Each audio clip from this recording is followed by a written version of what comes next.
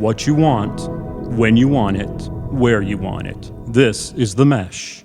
This podcast is sponsored by Jackson Creative, a custom communication agency located in downtown Hickory, North Carolina, specializing in online content creation. To learn more, visit thejacksoncreative.com. Jackson Creative, we tell your story. Welcome to the StreetCircleDrive podcast here on The Mesh. I'm your host, Andrew Moose. First, I'd like to thank you guys for, listening to our show. If this is your first time listening to StreetCircleDrive is your Hickory, North Carolina-centric podcast for people who love Hickory, North Carolina. And as you can tell by the quality of this audio, you might realize that we are recording remotely today because we are in the midst of the COVID-19 pandemic that is hitting the world roughly the end of March 2019. So please don't adjust your audio. That is what we are able to do remotely right now. So we could not do this podcast without you, and we sincerely do appreciate it. Once you've listened to this podcast, head over to themesh.tv and subscribe to all of our shows so that you'll have them sent directly to your devices. John Reap's Countryish, big fan with Chad East and Hank Eimer, Foot Candle Films with Alan Jackson, the list goes on.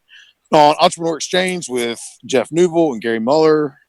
All kinds of shows on our network, plus this one. Make sure you go and subscribe to us. Jackson Creative and The Mesh are now offering a business podcast platform. It's no better time than now to get your podcast off the ground and running. So today we actually have a returning guest on The Mesh. You might have heard him on I'm With the Band a few years back. Ladies and gentlemen, Mr. Andy Rhoney. How are you, buddy? Hey, I'm fantastic, all things considered. Sure. Well, Andy and I have been in conversation last few months because Andy is the co-founder of the Birdsong Society here in Hickory, and I thought it would be a prime opportunity for you guys to hear from him today and hear what they've got going on over there. So, Andy, tell us a little bit about what you got going on at the Birdsong Society. All right. Yeah, happy to talk about it. Well, the Birdsong Society, first off, it's a nonprofit organization where we're bringing live music to Hickory. So part of the goal of what we want to do is to kind of further along the music scene in Hickory, give people an opportunity to come and see live music in kind of an intimate way. That way they can kind of experience the music without the interference of, let's say, crowd noise or noise from the bar. It's really focused on the music, and we're trying to bring in artists that we think, most all the artists are doing original music, even though some, if they're doing traditional music, they might be doing some traditional ballads and things like that, and it's generally focused around musicianship, I would say, first, trying to get some world-class musicians in here, and this whole thing is really coming out of what my father-in-law and other people started back in the 90s here in Hickory, which was called Acoustic Stage. And an acoustic stage, the point of that was at the time they could not go see live music that they wanted to hear, which at that time was, Americana, folk, traditional bluegrass. So they started Acoustic Stage to bring in acts like Doc Watson and Jerry Douglas and Sam Bush and Tony Rice, and they brought all these great people in many times, and they might have them play in somebody's living room, or they might have a venue where they go play, and so they did that for like 20 years, and that kind of fizzled out, and then so we just said, hey, we'd like to do something like that again. So my father-in-law and I, Skipper Smith and his wife Fan Smith, we all kind of got together and talked about it, along with my wife Laurie Rhoney, and we came up with the name Birdsong Society.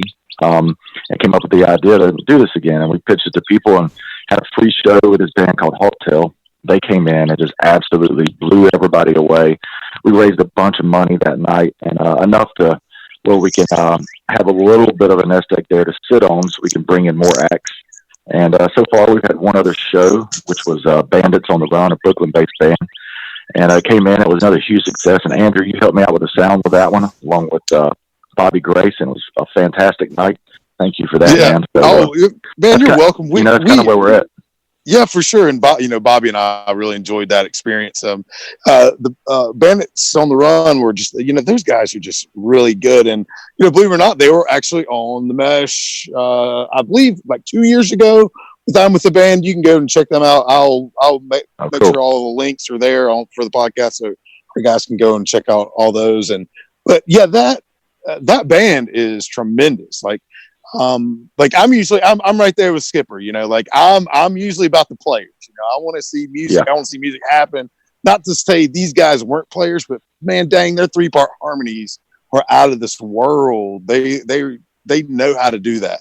They're just so, if singing in the pocket is such an art form, and they got that thing, they figured it out. And it was real fun. The Regina, the girl who's on the on the end there, she plays all kinds of things. When she sent us the stage spot, it just said toys. We're like, what is this? And she played a kid's xylophone, and she played an accordion and all sorts of stuff. So it was wild. We loved doing the sound for it, and they were really fantastic. And I think just like Hawktail, I was at the Hawktail show as a patron, and they were fantastic. But Bandits on the Run, man, like, granted, they've got super Hickory ties, with Sydney, and they blew me away. It was so much fun listening to them. And anyway, but so with all this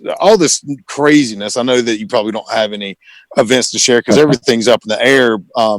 But I love the concept, and you and I have talked about this before, of really setting the stage of a music performance, and you guys really did that well. It was a seated show, and there was what the 150 people, right? We had a little bit over 200. Over 200. Okay. So very intimate crowd, and you could get in there and everybody was super respectful. And, it was just so much fun. And it created such a really good room. It was just done really well, man.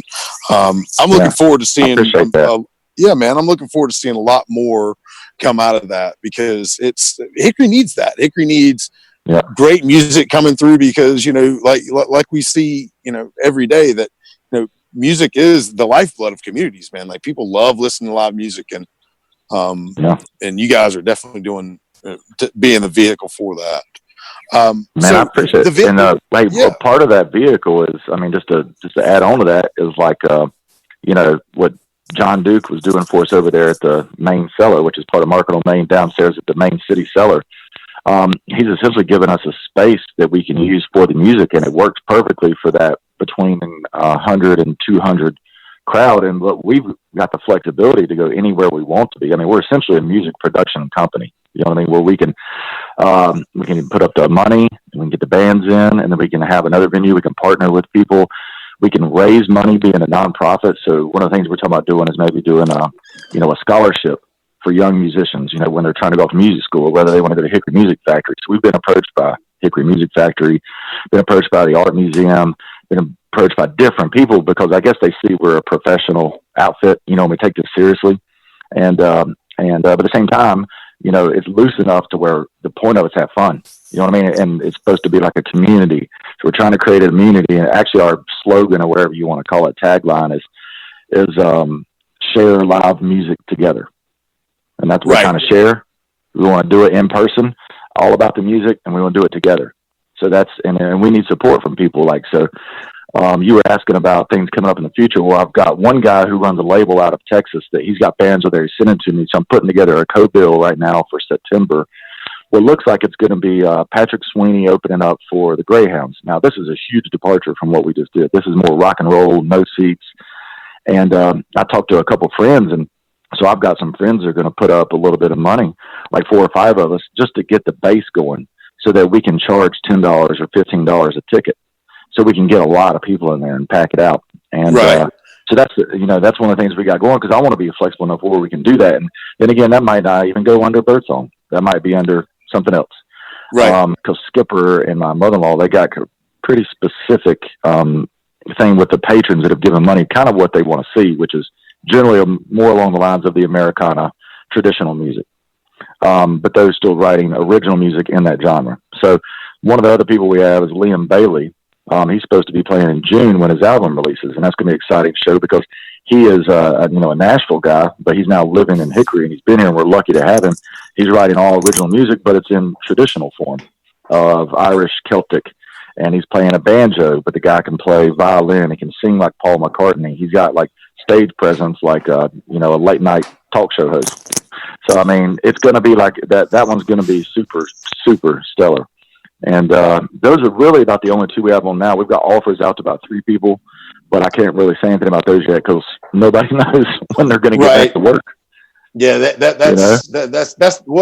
the most difficult part about all this, for musicians is that it's just uncertainty, and for everyone else in this time, it's just so hard to plan out anything. And, I'm involved in some festivals and some other things with the downtown, and it's the times of uncertainty just kind of are just here, and it's hard to really do anything. So, but the lineups and the room that you guys set up for the last 2 events, though, like I can see why people were attracted to that, because like that was just such a really cool experience. I thought the room just, the way that it was set up, it was set up great for that sort of thing. But, like you said, you could easily just take those chairs out and have just a banger rock and roll show in there. Yeah. That's what, that's, me, and I like music that's a little bit more upbeat, a little more moving, and I like to dance. And that's like, if you go to Orange Pill and try to see a band, you can't dance. You got somebody up on your elbows and you got somebody in front of you, your back, and you're just moving with the motion of the ocean. You know what I'm saying? It's like you got no independent free dance movements happening. And I like to move my elbows and my feet and, dance around. And so we need something like that in Hickory. Like There's no place that I'm aware of in Hickory where people go and dance to live music and boogie, and that's one of the things, that's one of my goals, is to have that along with the other side of that traditional music where you're honoring the musician and everybody's kind of quiet. I like a raucous room, right? So that's part of what I want to do personally. And like I said, I don't know if that's Birdsong or not, maybe that's me and you setting that up and doing that, but, or whoever, but, we've got, we're going to have a board meeting here soon. We got some patrons that are on there that have done some significant things for us, like the Bush family, Bobby Bush and them, Landon Lane, Bill Bost is a huge part of this, and he was a huge part of acoustic stage. Now he's more in a supportive role now, just doing whatever's whatever's asked of him. I mean, he's recording shows, he's doing the videos, some audio, and we're going to release that. And even some of the stuff, we're going to be doing some live streams. So if people don't come, they're going to be able to watch the whole thing now, which is what the new fad is since the COVID thing hit. All these musicians, and that's what gives me the greatest faith about why musicians and music is going to save the world, and always has and always will, and it's the highest art form, because they're going online every day and giving free shows. Every day they're giving free shows, and there's some that you can pay and do, but most of them are just sharing music every single day because that's what they do. And that's the bulk of my time, is not spending watching the news, this or that. I'm playing with my family and kids. I'm still working. We're lucky that my business is still working. But I get home, I'm basically putting on live music because that's what's getting me through it, And I'm so thankful to all these musicians that that's what they're doing. They're not making any money. They're not making anything right now. Yeah. And they're just doing it because it's their hearts and they love it.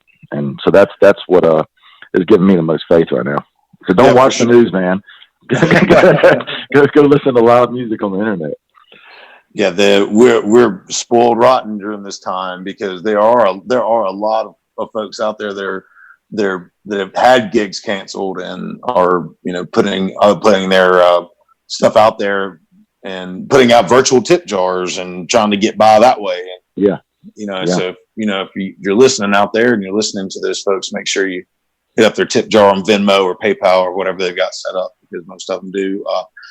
But we are. We're lucky in Hickory that, we do have, that place on the last Birdsong Society show, a couple Sundays ago, I was just so happy to see all those people, and all those people were from Hickory. So like we know that there are people that will support live music in this town and do, and just with yours and with what Bob does with the sales and all the other Hickory events, people come out for live music.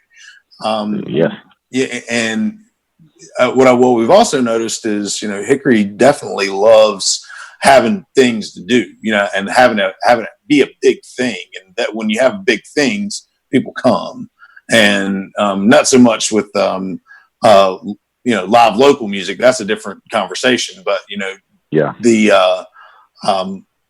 when you put on events like you guys are doing there, people will definitely fill it up and do it right.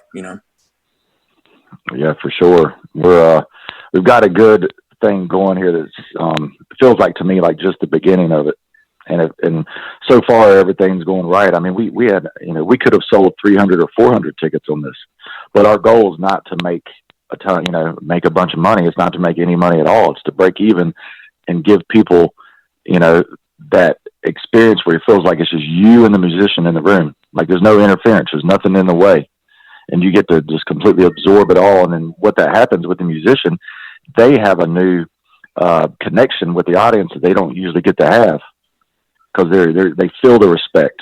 They can see it on every single person's face, and when everybody's respecting the music in the room, they're able to go places they didn't even really expect to happen, or they didn't even know where they could go. And that's what I love about it. I mean, same thing though, I guess if you're at a big festival, right, and you're up on stage, imagine you're the Grateful Dead back in the day or whatever, and you're looking out and seeing 250,000 people or 100,000 people. That's going to inspire you in a completely different way too. Sure. But the intimacy of it, that's what acoustic. I mean, that's what Birdsong's all about. That was born from the acoustic stage experience that they had for 20 years of doing this. So I'm fairly new to this, but the people I'm working with, and we're all working together, they're not new to it. Like they know how to do it. So it's just super cool. I feel real lucky to be a part of it. And everybody else that's stepped up, like you, Bobby Grace, I've had other people that volunteer to help.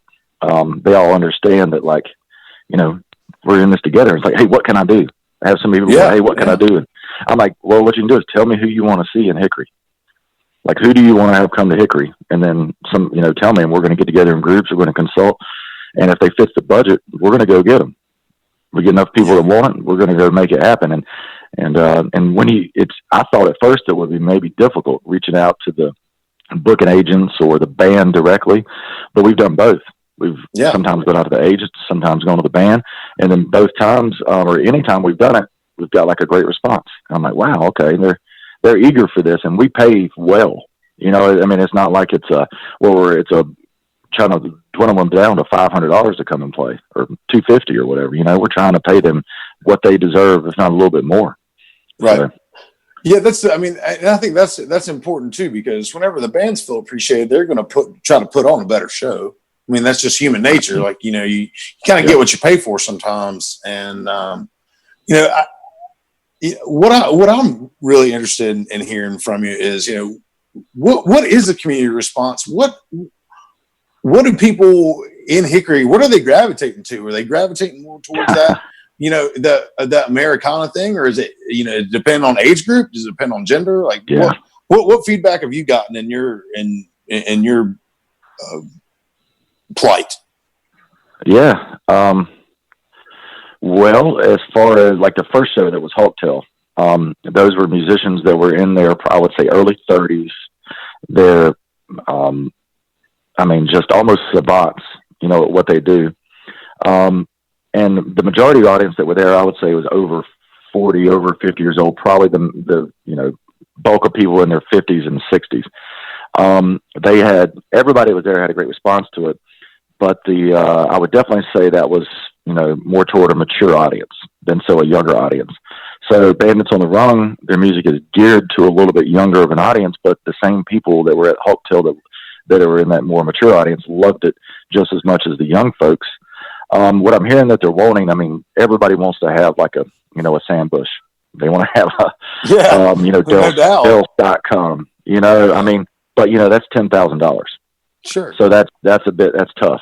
So, but at the same time, there might be some young Sam Bushets out there, which, the biggest guy right now rising up, you know who it is. Yeah, who? Billy Strings. Yeah, Billy Strings, right? So that's dream scenario. So who is that next Billy Strings? That's why we need people to be in our group and tell us, hey, you need to go check out this guy. Yeah, you need to hear it. And I would say most of the part, man, it is acoustic music. I would say for the bulk of it, acoustic music. It doesn't even really need to have drums. Like I've always needed drums in all the bands I've loved. Well, most of the bands that people will recommend and one that would come to here, they don't have drummers. It's just a 3-piece, 4-piece, and it's generally bluegrass, traditional music based.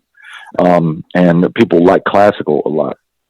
So, there's that combination, which is kind of what Hawktail was doing a little bit. It was the combination of bluegrass and a little bit of the classical influence mixed in with a little bit of freeform. The way they would color the music would get almost a little jazzy. They were going in and out of the red and blue notes and the minor, major, and they were all kind of all over the place, and it was beautiful. Yeah. So I don't know. I mean, as far as my tastes generally are rock and roll, alternative, blues-based music. And that's why it's nice to have all these people involved, that each of the people that are in there kind of have different musical tastes. So I reached out to a guy the other day. He's in Brooklyn. He's called Braja, Brahja. And I just discovered his music on Spotify. I mean, he's got like 1,000 listens or something like that. But it's this West African sounding jazz mixed with American music. And it's just like, I don't know, it's just, you can sit back and it's got lots of space to it. So it's he's playing a saxophone on it. So I reached out to him. He's trying to work out a way to get through here, because that's one of my goals. I want to have more world music. I want to have like West African jazz. I want to have some type of, Latin jazz coming through there. I want to have some new alternative music, but probably the central focus of what we're doing is acoustic, traditional, bluegrass-ish based music. But you want to have your mind blown away. That's what Skipper wants. He wants to go there and be taken away by somebody who's worked at their craft so long and so hard that they feel free just to go on a journey with their instrument. Right. He wants to be taken there by that journey, Sure. And, I think we, Skipper and I had a quick conversation after the show, and, I know that's where he's like, I love the players. And I'm the same way. I love the players too. But that's, and kind of going back to what you were talking about with Billy Strings, is that guy, like, he really does. This podcast is turning into more of I'm with the band now, but he's more of that stepping out there and getting crazy with your instrument. But we would love Billy Strings to come to Hickory, but I'm gonna put Rob Lackey on the spot here. I had a conversation with him recently. You need to send this to him, because he's got some really cool things that they're going to be doing with that amphitheater down by the river. And he said that he was going to get Billy Strings. So I'm going to put him on the spot right now. If he's listening, you need to honor that commitment. Well, we'll tag him. We'll tag him in this. When this podcast goes out, we'll definitely tag him and go. Yeah. He's putting out some, speaking of, this podcast usually does talk about, food reviews. Like we'll usually have our guests come on after we go eat lunch, and we talk about the food that we had, and we didn't get to do that today because of what's going on in the world. And so I thought that in lieu of our food segment, that we would actually talk about what we think is the best plate of food in Hickory. And I'm not talking about best restaurant overall or any of that. Just what do you think is the best? What do you think is the best plate of food in Hickory? That's easy. All right, let's hear it.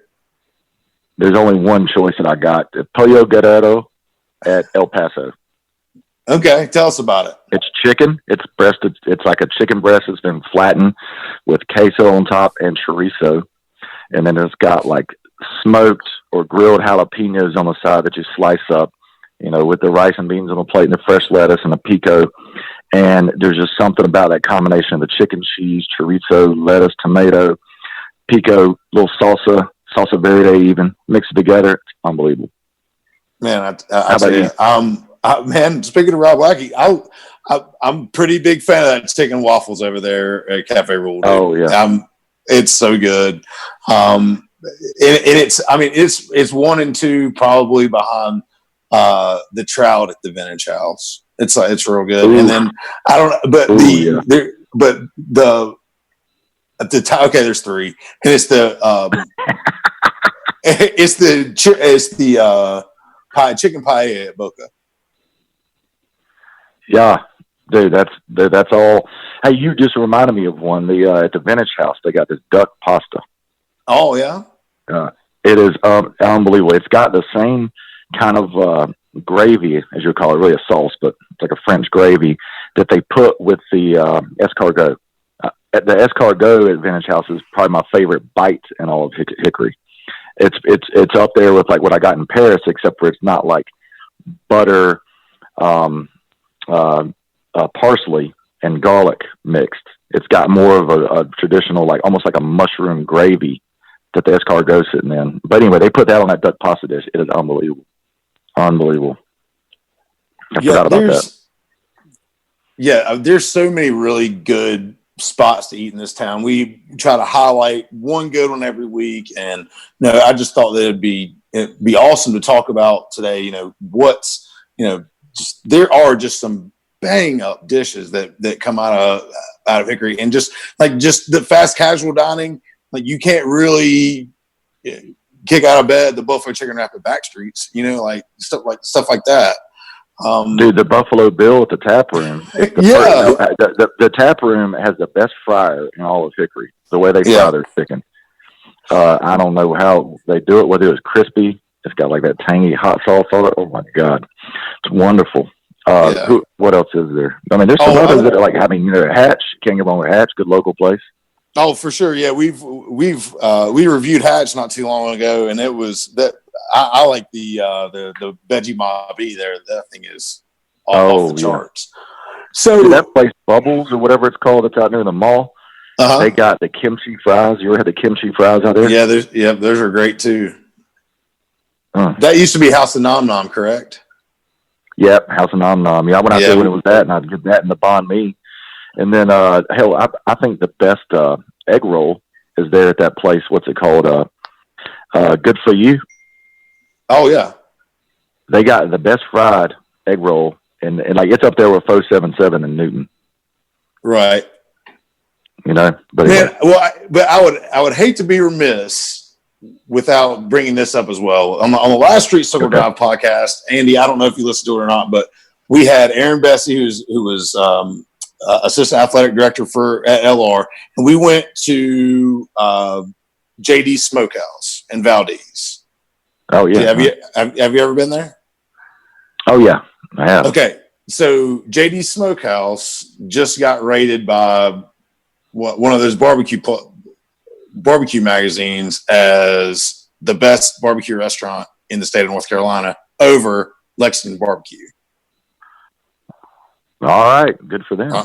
I mean, come on, right? I mean, that's we kind of talked about it and how we thought it was like the overwhelming sides champion of the universe. Like, it was really good. But anyway, I digress. I like that, man. No, it's all good, man. I got 2 that I love that are barbecue places. I'm more of a Texas guy, though. I like the way they do it in Texas rather than North Carolina. I know I'm gonna get probably if you had 1 million people listening to this, there's gonna be 700,000 North Carolina gonna hunt me down. But I like 12 Bones, their ribs that they got up in Asheville. And then down east at that's South Carolina though. That's down on Sullivan's Island. It's called Game. I forgot what it's called. But they got a drink called the Game Changer. I'll think of the name in a second. They got a drink called the Game Changer that when you drink one, it lives up to its name. Your afternoon is not the same again. You are, and then they got this biscuit. It's unbelievable. So I like JD's though. Don't get me wrong. I like Greens and I like Hush Puppies. They don't have either. I don't. So I gotta. Well, they got to knock them down for that. They got to step it up because I like them too. Better cornbread, but no doubt. Right on. Well, Andy, we appreciate you being on the mesh today, man. We're gonna wrap this one up, and if people want to go check out the Birdsong Society, where can they go? All right, so we're on Facebook and on Instagram. Both are probably the best places to do it. Follow along, and we'll be putting up some announcements. When all this, I don't know, when things become a little more clear, try to plan some things for the future, because we can't stop planning just because things are haywire right now. So we'll put some stuff up, man. Instagram, Facebook, and if anybody ever wants to get in touch, even with me directly, they can do that. Awesome. And that's the Birdsong Society. You can catch them on Facebook.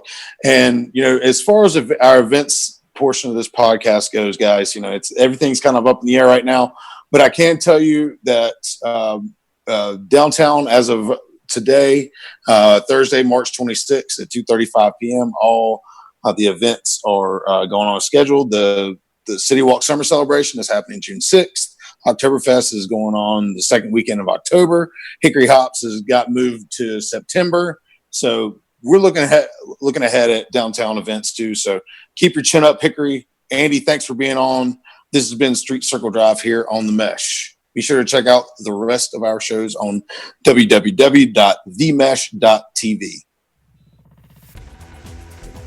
You've been listening to The Mesh, an online media network of shows and programs ranging from business to arts, sports to entertainment, music to community. All programs are available on the website as well as through iTunes and YouTube. Check us out online at themesh.tv. Discover other network shows and give us feedback on what you just heard.